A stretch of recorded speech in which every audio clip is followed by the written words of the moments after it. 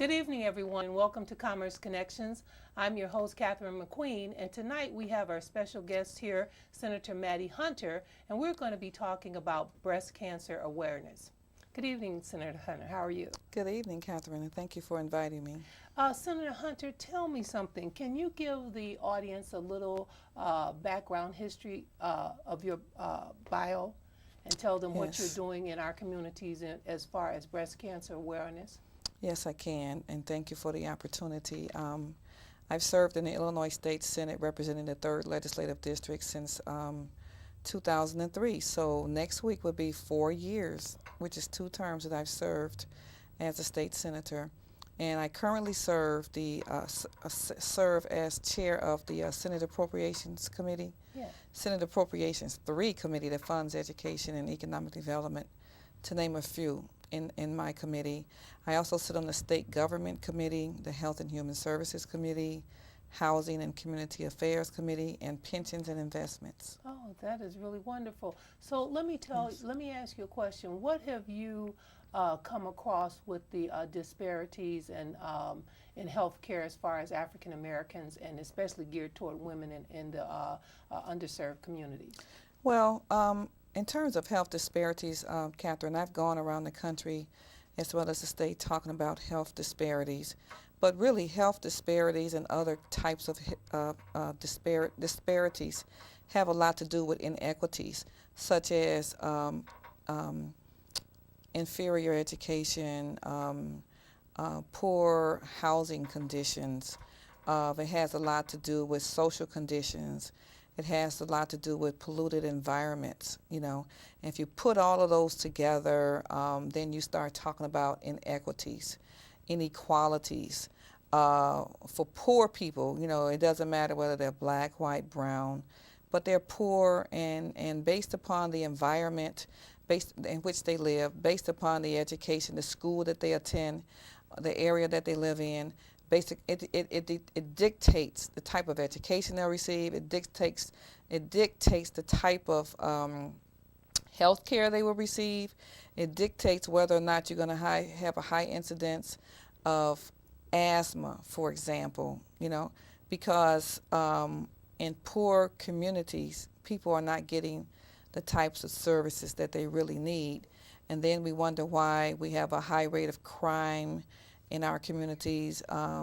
It has a lot to do with why Johnny cannot read. Yeah. It has a lot to do with poor education funding in poor communities throughout the country, And so that's what I'm talking about when I'm talking about inequalities. So inequalities meaning also that would these people be receiving, if they went to receive medical treatment, then would they receive the best medicines as well? It depends. I think that if you compare, what you need to do is basically compare, let's take the south side of Chicago, for example, which is part of the district that I represent. I would say that the health care would be different if a person were to go on the north side. I see. Or the northwest suburb or something like that. Same thing for education. If you do a comparison between south side, west side of Chicago healthcare, education, comparing it with northwest side. Oh, so with education and healthcare, then would you say that we, the professionals that work in those areas in the healthcare field and educational field, would they be like substandard to what they need in that neighborhood? Or? I think that the employees, their training is good. Okay. But I just think that it's the level of care. For example, you'll have in healthcare, you'll have like a shortage of registered nurses. I see. Okay, in the poor communities, as compared to a higher number of RNs and other staff, supportive staff on the northwest side or other parts of the state. Same thing for education. You might have better trained maybe or more teachers or smaller classrooms on the northwest side as compared to poor communities, south and west sides, where you have like 40 kids in a classroom, you know, with one teacher. Yeah. And you go like to the northwest side where they might have small classrooms, 10, 12, 15 students, where in which, you know, the teacher can focus more on the students. They'll get a better outcome, you know, in terms of test scores and better tutors and those kind of things. So then, so you think that if part of the problem, if they had better education, they would be in tune to their health, being more tuned to get better health care? I think so. I think that we'll be better in tune with better knowing how to better take care of ourselves if we had a better education. If we had a better education, we could get better jobs in our communities. If we had a better education, we could live better. You know, we wouldn't settle for less. You know, we would begin to not accept what everyone tells us. We would start questioning the conditions of whatever, you know, in order to make our life and our family conditions better, you know. So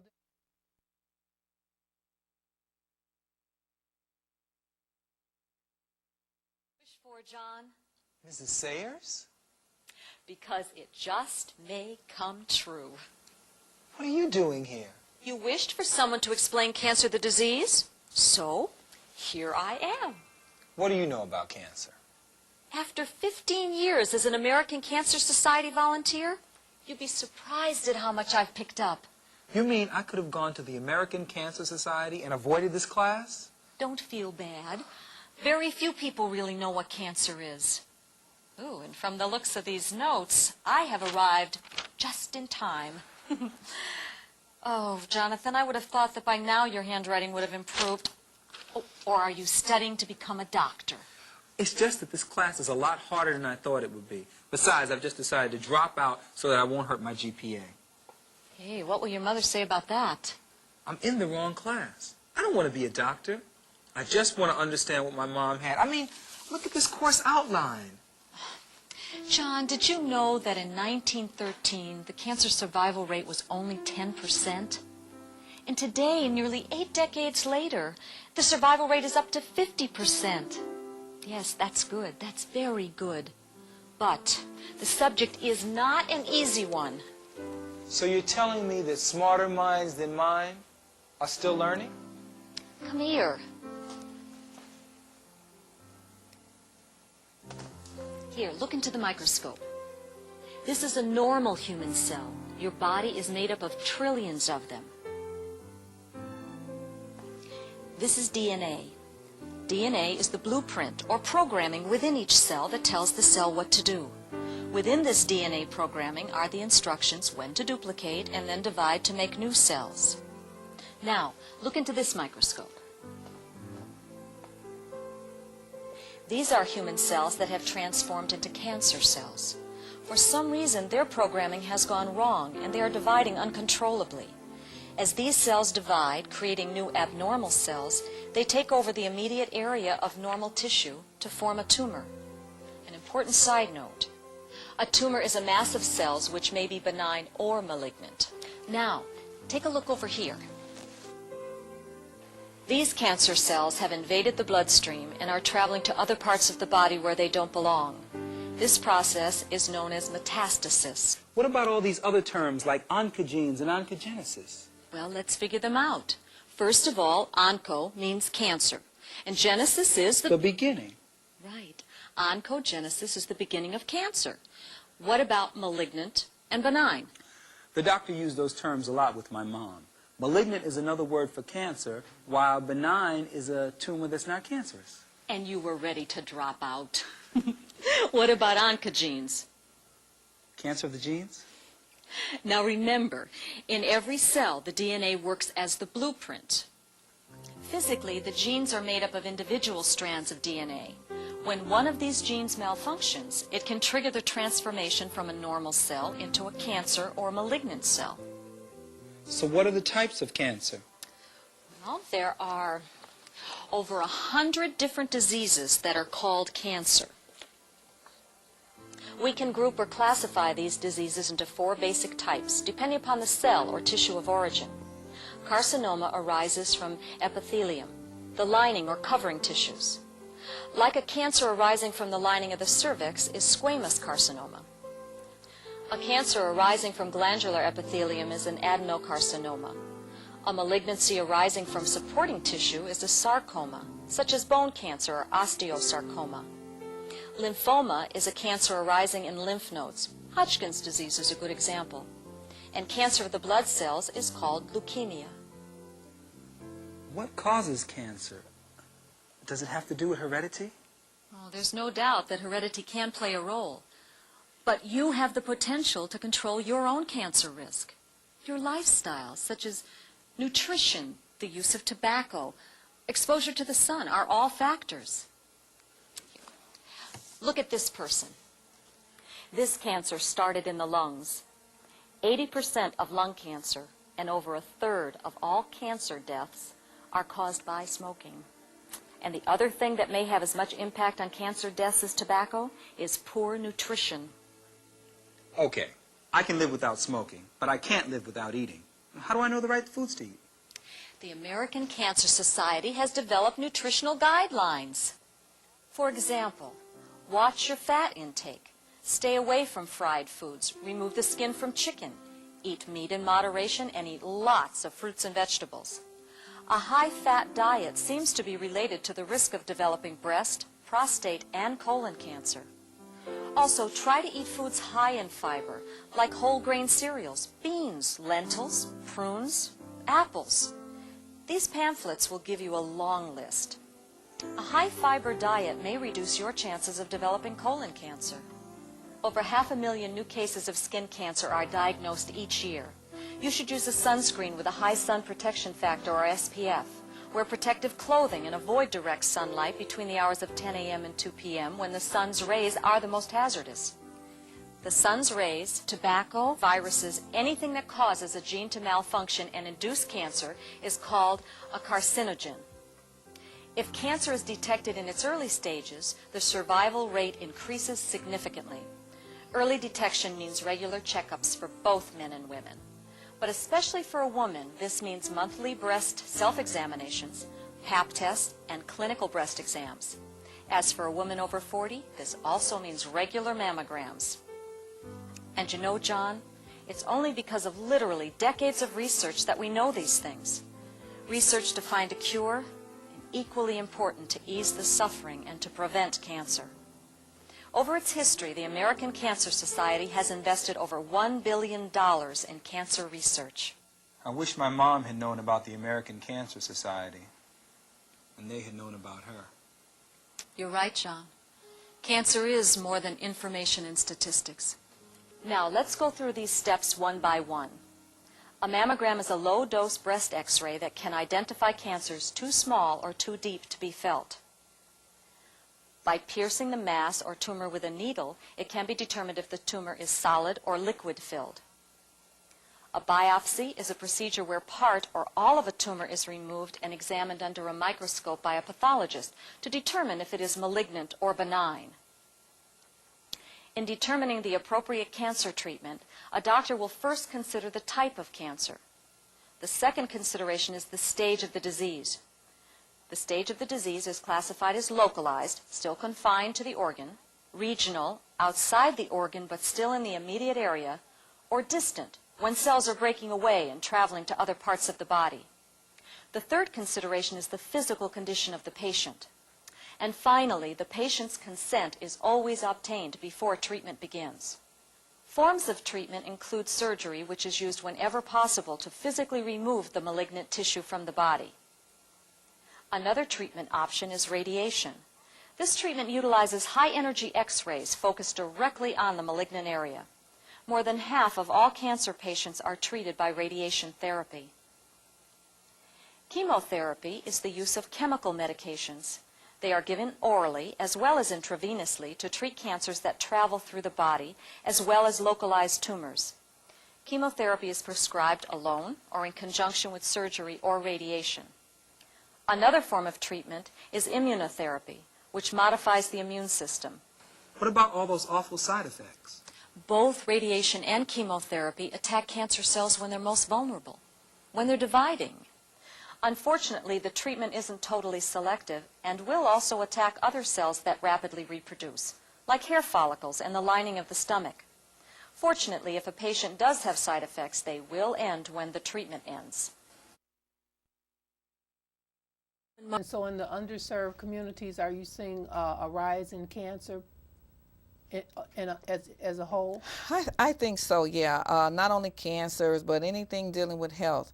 A high increase of diabetes, asthma, cancer, hypertension. You know, everything in the poor community is the highest of everything, the highest rate of obesity. Everything is high, For the minorities. For minorities. And I think a lot of it has a lot to do with access to health care. So, you know. So the programs that they have in place to help the people in the minority communities, are they actually working, or the people are not taking advantage of them? Or do you think with the educational level that the people have, they don't really want to take advantage of what's offered? I think that people need help out here. People are suffering out here.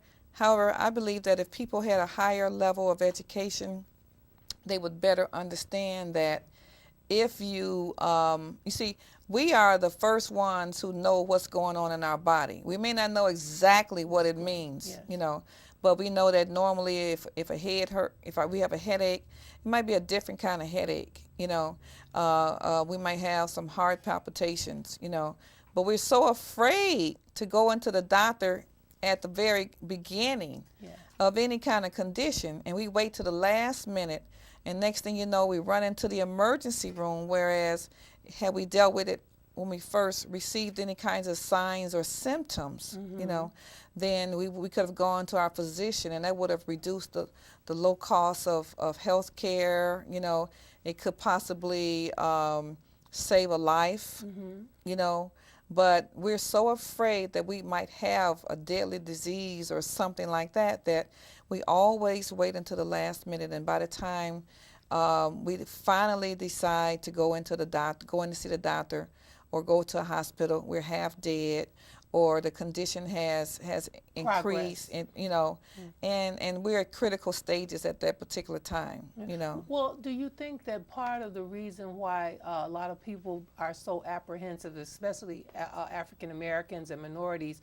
as far as going to doctors, they feel that they're being experimented on, or they don't feel that they're getting the right medicine in the first place, and they only feel that a Band-Aid is being put over the cause. So what I'm saying is just like Dr. Whitaker, he has Project Brotherhood in place, where they have African American doctors to help African American men. Absolutely. So do you think that there will ever come a time when we would have something in place for African American women, especially bringing their children to the hospital, where they would have maybe more African American doctors or minority doctors that they feel that they could trust?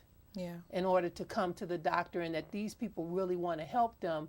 Saying, do you think something like that could ever be in place? Yes, there are programs out there for women, you know, and I think that it is our responsibility as legislators to work with the Illinois Department of Public Health and various city and township housing health committees and health organizations to establish these programs for women. You know, there are bits and pieces of it, small pieces of programs, you know, but it's not enough. I see. And we really need to do a better job at it. Okay. So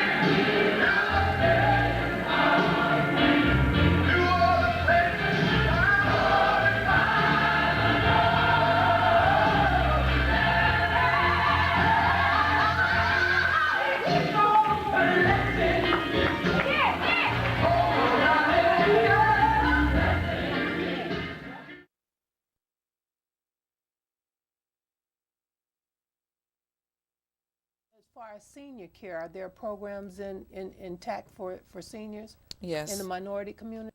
There are increasingly more programs for seniors. I see more programs for supportive and assisted living facilities. You have many churches who are now building new facilities, and you have other healthcare organizations that are out there building new facilities or taking abandoned buildings, warehouses, and grocery stores and renovating them for our seniors, you know. So I must say that we are making progress in terms of addressing the issues of seniors. So now what can communities do as far as helping to bring healthcare facilities that are needed to their area in Illinois? If they need something, do they need to band together and, you know, write maybe a petition and everybody sign it and send it to their senator of that district and say, listen, you know, we're here, we need X, Y, Z? Yeah. There's a number of ways, but of course petitions are a very effective way of communicating with elected officials. Some people can just pick up the phone and call their elected officials and get an appointment, or sometimes they can actually talk with them on the telephone, so you can go that route. Some people write letters, some people email elected officials, you know. And some people communicate with their elected officials by way of town hall meetings and those kinds of things, you know. So there are a variety of vehicles in which the community can contact their elected officials to make them aware of what the needs are in the community. Okay.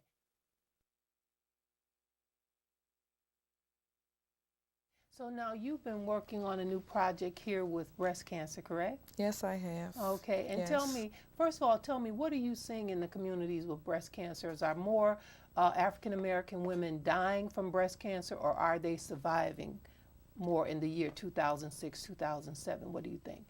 I see us having a great number of women who are dying. However, on the other side, I see a number of women who are getting in to see their physician early enough. I see women getting in earlier now, getting mammograms, but we still have a long way to go. There are too many women who are being diagnosed with breast cancer at a later stage. And what we're trying to do is get more women to get in earlier, because early detection is the key to survival, you know. And if women could simply give their own self-examination, you know.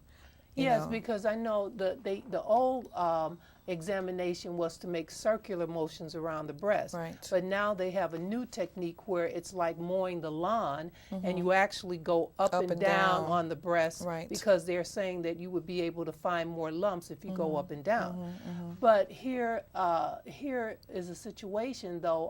I believe some women are really afraid to find out if they... Oh, yeah, that's one of the major problems. That's why we wait so late to go in to see our physician, is because we find the lump and we says, oh my God, I have breast cancer, you know, and we're self-diagnosing ourselves rather, as opposed to getting in there and actually talking, going in there and actually getting examinations and letting our physicians, who are the experts, to examine us and check us out to see what's really going on. I know that myself, I have very, very, very lumpy, thick breasts. And so I make sure that I get in every year for a mammogram. And I always have a concern, but I also administer exams myself, you know, to see if I can catch anything before anything happens, you know, that I have no control over, you know. But I just think that I know that there's a lot of ladies who are out there, and young women who are out there, who notice a change in the breast? In their breasts. You now, know. when you say notice a change, what are we looking for? Well, we can look for discoloration of the Oreo. Of the Oreo. You know, we can just notice some lumps. You know, swelling. Some women might have some mucus coming out, or you know what I mean? Yeah, and I also heard that sometimes women's breasts have caved in. Yes, Yeah. yes. So any kind of change that you notice in your breast, pay close attention to your body. That's the most important thing about everything. Because it's telling you something. It's telling you something. And so I know you could be quite concerned and quite afraid, but you got to remember the earlier you get in there, Yes. you're saving your life because you don't know what it is. Right. And you know,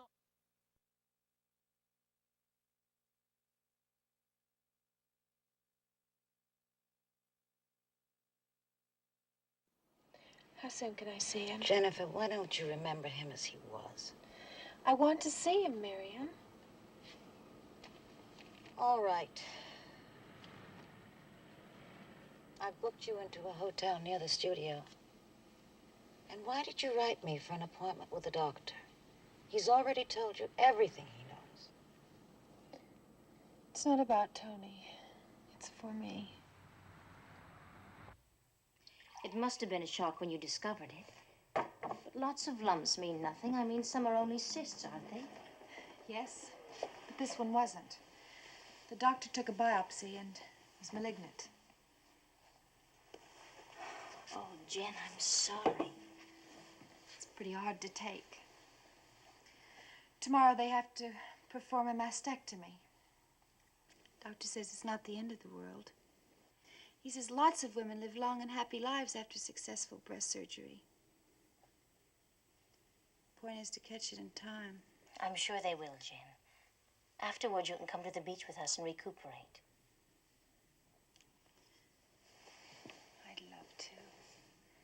You know, it's funny. All I've ever had was a body, and now I won't even have that. Oh, Jen, now stop talking like that. Well, Lion will find you a job. I know he will. And, honey, let's face it. All I know how to do is take off my clothes. Jen. Hello? Yes, I placed a call to Milwaukee. And I'm all right. Really, I am. Run along. I'll stay with you tomorrow. And don't you worry. Bye. Bye. Hello? Mother? I had to talk to you. There's something I have to tell you.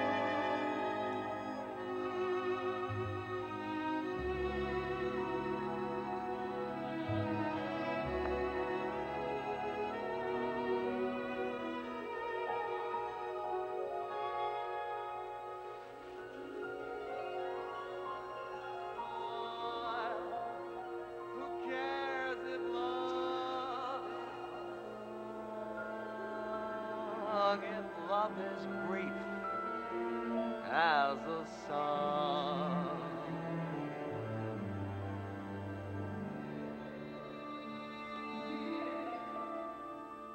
come live with me.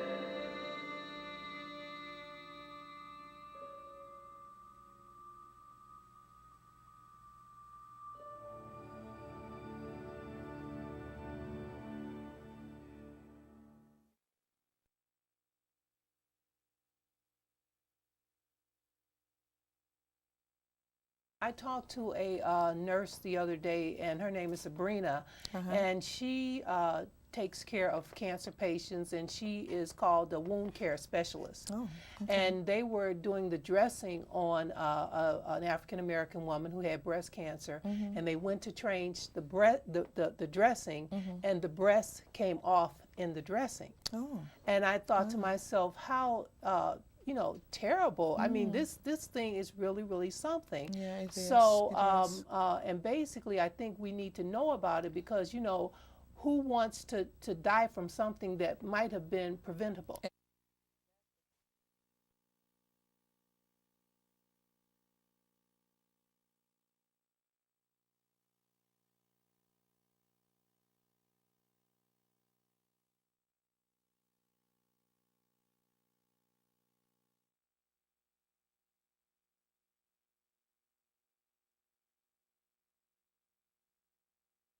Have supportive services in the state of Illinois for Oh, people yes. suffering from breast cancer? Yes. How would people who have breast cancer, especially in the underserved communities, Yes. how would they find out about these supportive services? Great question, Catherine. You can contact the Illinois Department of Public Health. They also have a website. And go into the State of Illinois website and hit the Illinois Department of Public Health and Women's Health, and there are a number of supportive services that they're offering. Also, the American Cancer Society has a number of supportive services, and also you have some supportive organizations. There's a group out there called Sisters, Why Me, Coleman Foundation. Those are out there. You have these groups have walks where they're encouraging family members to go out and walk to raise money for breast cancer. And I think that it's a great thing. I know Salem Baptist Church had a walk over the summer and they raised dollars, you know, for breast cancer. And I think it's a wonderful thing that people are rallying behind this issue because it's such a dreadful disease. It's devastating to the individual as well as to family members. So yes, but there are supportive services that are out there. Say, for instance, somebody is diagnosed with breast cancer and they have to have their breast removed. Are there organizations in place to help them do reconstructive surgery, especially if they're minorities? They don't have money to pay for that. So, I mean, They do don't they have just money. lose the breast, or do you have organizations that will help with reconstructive surgeries? Well, first of all, if a person is diagnosed with breast cancer, the physician will direct them to the right place. They will direct them to various hospitals. They will direct them to the American Cancer Society, who has monies for a number of different kinds of programs and supportive services. The Illinois Department of Public Health, they actually fund various kinds of programs and initiatives. So people don't feel as though there's no hope. Don't feel as though there's no place to go. There are plenty of places to go. You contact two major organizations that I know of that I know you can get immediate help from, and that's the American Cancer Society as well as the Illinois Department of Public Health. Now, they also fund various organizations in which if you go on those two agencies' websites, they'll list out who they fund and where you can actually go nearest your home for help. I see. So don't feel as though you're isolated and that you're the only one out there who is experiencing this problem, because it's not true. There are plenty of women out there, unfortunately, who are being diagnosed, but they're getting help. Women are living longer, Catherine. They're living longer Than they were before. That's right, because they got in there early enough and they were detected early enough. Okay. Well, look, now this is out. This is a breast implant. Yes. This is by Mentor Incorporated, and this is the new breast implant that has been approved by the FDA. Yes. Silicone. Yes. And so you want to feel that? Yes. Yes, okay. But my point is that, like, if a person needed the reconstructive surgery, would the organizations be willing to, you know, do the implants? And here's another one. Now, this is the one where they actually put the saline in. Oh, okay. Well, you know, a lot of this has a lot to do with the physician. Your physician will give you recommendations and options, and it's between the patient and the physician. Right, because see, what's going to happen is a lot of women, if they think they're going to lose their breast, and then they just have flat chest, nothing there, right, they're going to want to know, well, I don't have any money, so what can you do to make my self-esteem, sure, the level of the self-esteem come back to the normal level that I had when I had my breast. If not increasing your self-esteem. Yes, there are a number of products that are out there on the market for women today. Women no longer have to suffer the way that they've done in the past. You mean like to just go and buy a bra that had a... Yes, Okay. there are options out there for women The key is getting in there and start talking to people, asking questions. Just ask for help. Somebody, they'll help you. Just ask They'll for help help. you. Ask for help. Just ask for help. And then if they can't get any help, they should call their who? Call to the... If they feel as though they're just walking into closed doors Or getting the runaround. Call American Cancer Society. If you do not have that phone number, you can dial 411 Directory Assistance, and they will direct you to the nearest American Cancer Society organization in the area in which you live. And you can contact the Illinois Department of Public Health. Cook County Hospital also have breast cancer program for women. And check local hospitals in your area, because many of them have now have breast cancer programs that you can contact, and they'll help you even if you do not have any monies. The Illinois Department of Public Health and the American Cancer Society has programs for women who do not have any money.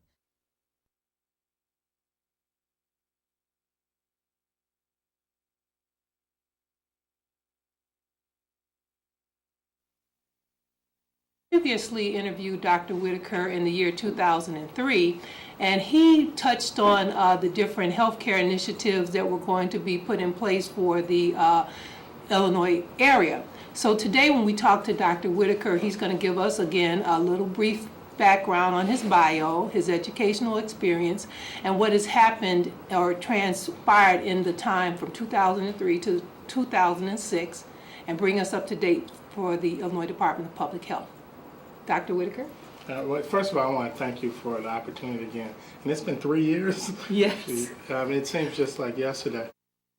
And, you know, we've been really busy, and it's, I have to tell you from a personal perspective, it's been a lot of fun to work for Governor 𝒥𝑜𝒽𝓃. He has a number of different priorities. Healthcare is one of them.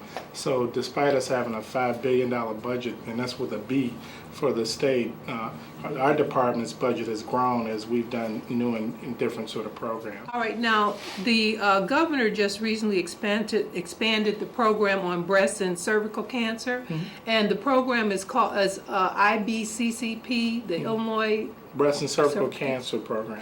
Can you explain to the viewing audience what that is going to do for the women in Illinois? Sure. The IBCCP program, the whole idea behind it is that you want to get folks into screening for these two cancers that are preventable the earlier that they get screened. And IBCCP is based on incomes, because most women who don't have cash, don't have insurance, are not able to get access to the screening. And they look like our women, you know, a lot of them. Yes. And so what the governor did, there were two things about the program. One, that he expanded the amount of income one could have to be in the program. So if if you made $40,000, you could be in the program and had a family of four. Now it's $50,000. And the second thing he did was, there was, the way the program was set up is that you had to be screened in the IBCCP program before you could end up getting treatment in the program. And if you got screened like in some community place that wasn't in the IBCCP program, yes, most most people would end up having you come back through the program and get screened again. All right. So that you can have access to the free treatment at the end. So this allows women to come into the program whether they were screened in the program or not. And we save money by not re-screening people, Yeah. and we also save time because you're not putting people through another exam that they didn't need to get them the payoff of free treatment at the end. And that, and that's the great thing about IBCCP is that in the past you used to have screening, and then women would find cancer and we wouldn't pay for treatment. Oh. So it was a cruel hoax that you'd help women find that they had Find out that they have the cancer. And then you say, good luck, take care of yourself. But because of the wisdom of the legislature, but in the past, now you get free. Medicaid picks up the cost of treatment for women who come through the program. So this just expands the pool of women, and we currently screen about 17,000 plus women a year on this program, and this will expand it another 3,000. Now, let me ask you about there's a new lottery program going on for breast cancer. Can you tell the viewing audience about that? Sure. And this again deals with breast cancer prevention. And it's called Ticket for a Cure. And Senator Email Jones, President Email Jones, had it actually be Senate Bill #1. So it was the first bill that came out of session a year ago. And the idea is that you buy a ticket, and the funds from the ticket will support activities related to breast cancer prevention. And so we've collected almost $3 million from the ticket from a year ago. And we just launched the second Ticket for a Cure this year. And the money can be used for women who need screening. It can be used for support services, like for breast cancer survivors. They may be a part of a support group, or for transportation, other support services. So and lastly, the other important thing is it can be used for research, because ultimately we want to get rid of all of this. We talked about HPV. Yes. The vaccine only came about because someone was in a lab working to do the research that made that possible. And so the funds from this will also help fund Illinois researchers in trying to find a cure for breast cancer. Okay. Now, can you tell us a little bit about the women who are at greater risk to die of breast cancer, who are uninsured? Well, the issue with all cancers, but I think particularly for breast cancer and for cervical cancer, is that the earlier you get detected, the better outcome you have. If you find, breast cancer has 4 stages. If you get found in stage 1, you have an 80% plus chance of survival. It may be even 90%. Oh. So the earlier you get detected, the better. And what happens in terms of insurance is that you put off going to seek needed care because you can't afford it. And that's why places like Cook County Bureau of Health Services, the county hospital, is a great thing for the state of Illinois, because people at least have some place to turn. In a lot of major cities, you don't have that public health system. So it's critically important that women have access to services, poor or not, early in terms of screening, as opposed to later, because as the time goes on, there's less you can do about it. And that's true for HIV, that's true for breast cancer, that's true for most everything. Can you give the telephone number to the IBCCP program? Sure I can. It's in the stack of papers also. And the thing to note, this is not only, the number I'm going to give you is not only for the IBCCP program, but also for any women's health programs that we might have. And I think it's at the bottom here. It is Women's Health Line at 888-522-1282. And let me say that again, 1-888-522-1282. And that should be on the top of my brain, but as you can see, my brain is filled with a lot of things. All right. So. Well, you've certainly been working, Dr. Whitaker, and I want to thank you so much.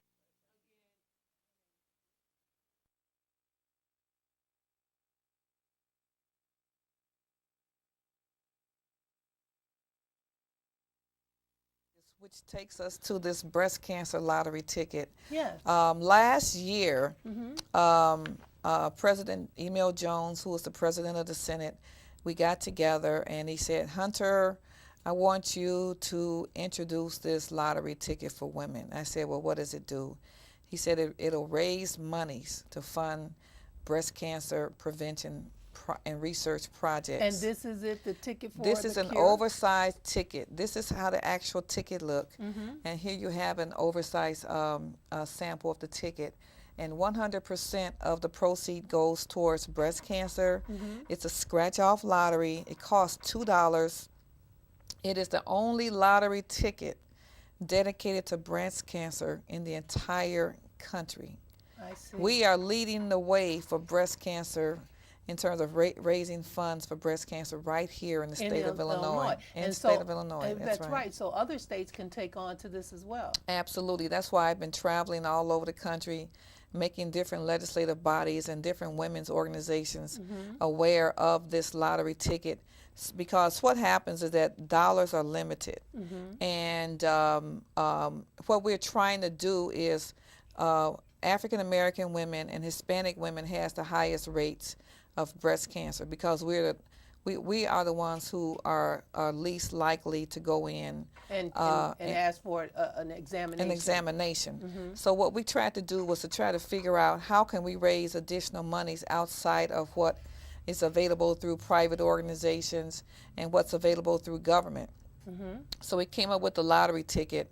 And thus far, you see that $3 million at the top that says current total proceeds. Proceeds is $3 million. That's right. Since this lottery ticket has been on the market since January 9th of 2006, we have raised an astounding $3 million. Right, and as a matter of fact, you had opened up, you were going to give out grants, as a matter of fact. That's right. And that deadline for the grant application was December the 11th, correct? That's right, this past Monday. Oh, That's you right. know, very good.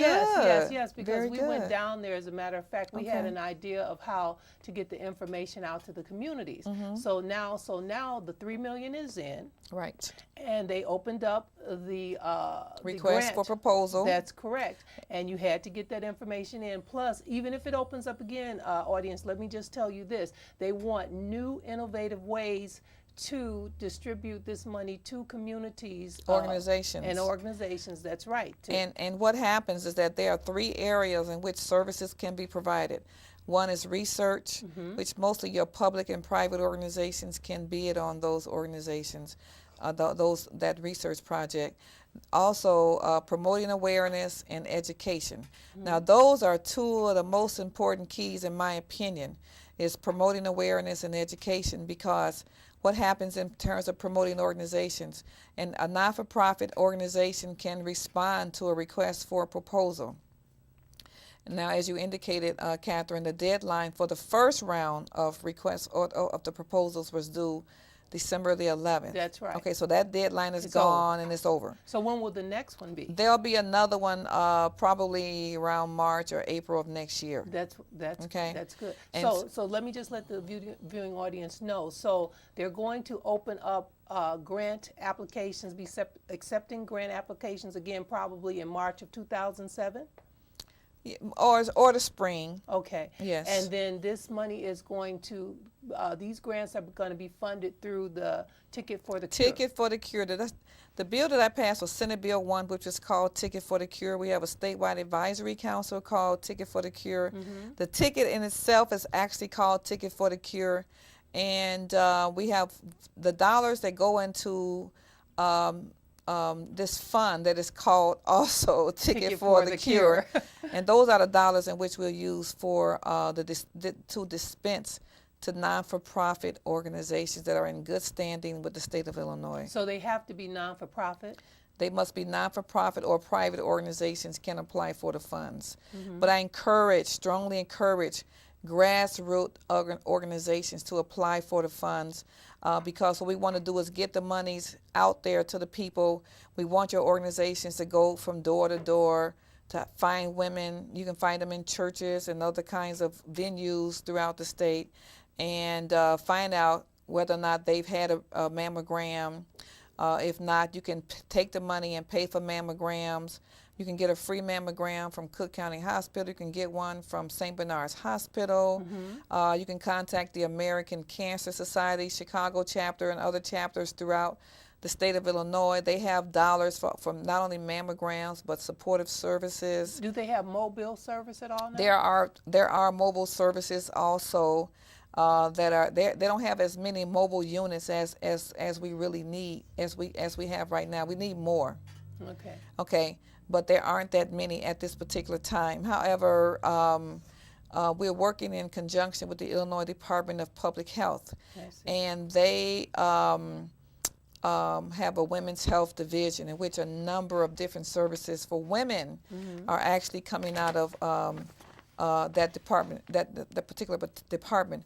But I also want to say something really, really quickly, and that is, men are also today being diagnosed with breast cancer. So I don't want you all to think that only women are being diagnosed with breast cancer. Men are as well. And men, you can have self-examinations as well. If you find in your breast, go to the doctor immediately. Now, you were at the luncheon when they had Diane Carroll, Miss Yes, Diane I Carroll, the was. actress there. Yes, I and she was. talked about her experience with breast cancer. Do you remember Right. some of the things that she talked about in regards to breast cancer? She was tremendously depressed and she had stopped eating, but she talked to a few friends in confidence, and they talked her into going into the doctor, get checked out. That's when she was really diagnosed as having breast cancer. And all of her friends who were so caring and so loving, they supported her throughout the entire ordeal.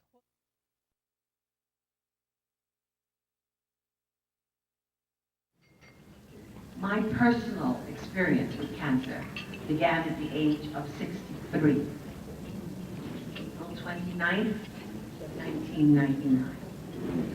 I went in for my annual check. Oh, don't figure it out, I'll tell you.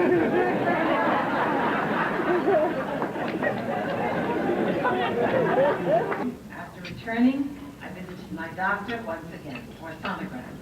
I was not worried. I was not concerned. I thought I just have an extremely cautious doctor because my family record was fabulous and my lifestyle was very, very healthy. Maybe too many long hours, but very healthy. So we did the sonogram, and I was detained for a very long period. Each technician presented to me a quota of cliches to quiet my building anxiety. Oh, don't worry, Miss Carroll, everything's fine. But we'd like to take you in and just photograph you from another section, another side. So each time I was becoming more and more nervous. But my nervous system would not allow me to relax. And I thought, I see. This is how it feels to slowly become absolutely terrified. This is how it feels to be trapped and alone and not know what to do. Finally, the X-ray technician told me, I'd like you to come to my office for a moment. So it began. I don't know if it was the tightening of the screw or... I'm usually very good with denial. But we had to place a call to my doctor. We did. And I just couldn't believe what was going on around me. It was decided that I needed a second opinion from a surgeon.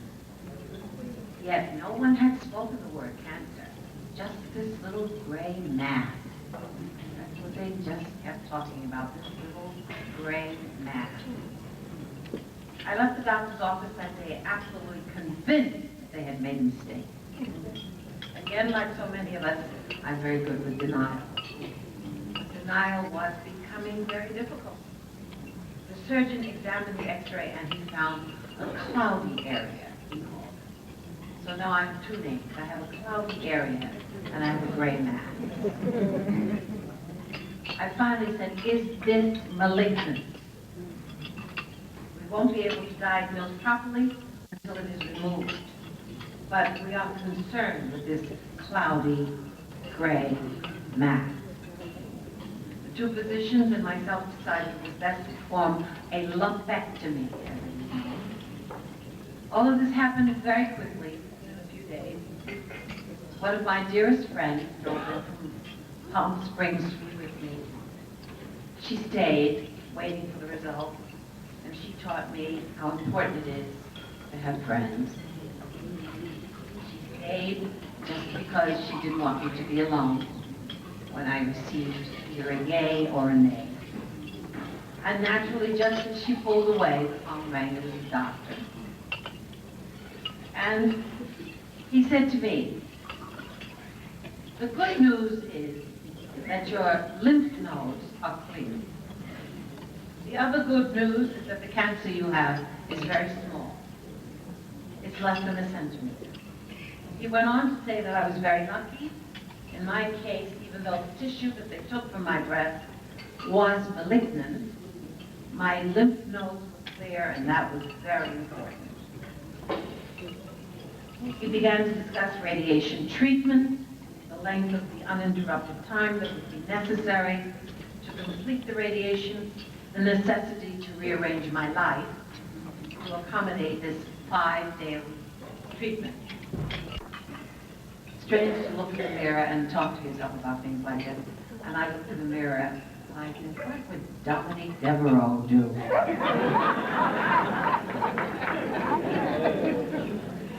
But eventually you forget even thinking about it.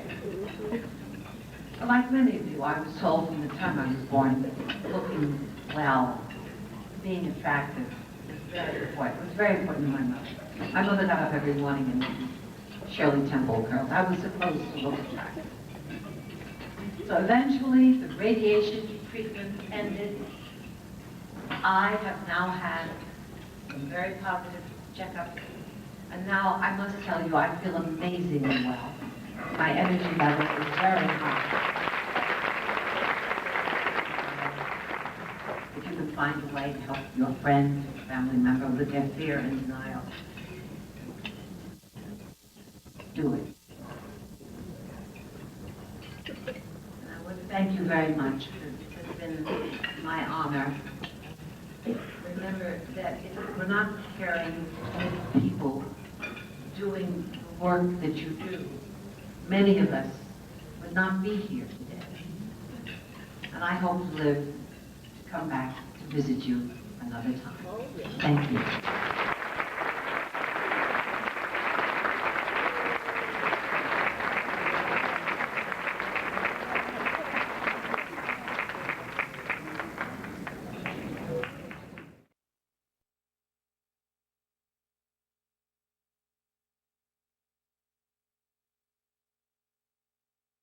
Well, just to ask you some quick questions, and we're going to wrap this up. Are there going to be any more bills passed that you're trying to work with in regards to breast cancer awareness? I don't know. What we're going to do is we're leaving the door open right now. We're not going to say no right now. Okay. What we're going to do, this lottery ticket, Ticket for the Cure, it will be on the market for 6 years. Oh, that's great. Okay, so it'll be on the market until 2011. And based upon this lottery ticket can stay for 20, 30, 40 years as long as you, the public, continue to spend $2 for this lottery ticket. You continue to buy the lottery tickets, and we continue to take the monies and put them back out into the community for services, then that's the key to the survivability of this lottery ticket. So right now we're going to see what happens. What I'm finding out is more women who are much younger. I'm running into women who are 15, 16, 17 That years. are developing breast cancer? Yes. Oh my goodness. Yes. So so anyway, we're playing things by ear. We're taking in as much information as we possibly can, and we're evaluating the entire matter to see if we need to do anything else legislatively as it relates to breast cancer. And so can you tell the viewing audience how you got involved with this breast cancer program? Well, I became concerned about the breast cancer subject matter because I lost a sister-in-law who was diagnosed, and she was diagnosed too late. She was frightened. She was afraid. She was in shock. She did not get the help that she really needed when she needed it, and did not know where to go. And eating the proper diet, exercising, a lot of that stuff has a lot to do with it as well. Taking care of ourselves, taking control of our life. But you must you must work with a physician. You can't do it by yourself. Okay. So there's no excuse, ladies. None, right. And men, there is none whatsoever. So Senator Mattie Hunter has said there is no excuse. They're helping us to fight the cause. That's right. So we have to help them and be able to go and buy these Ticket for the Cure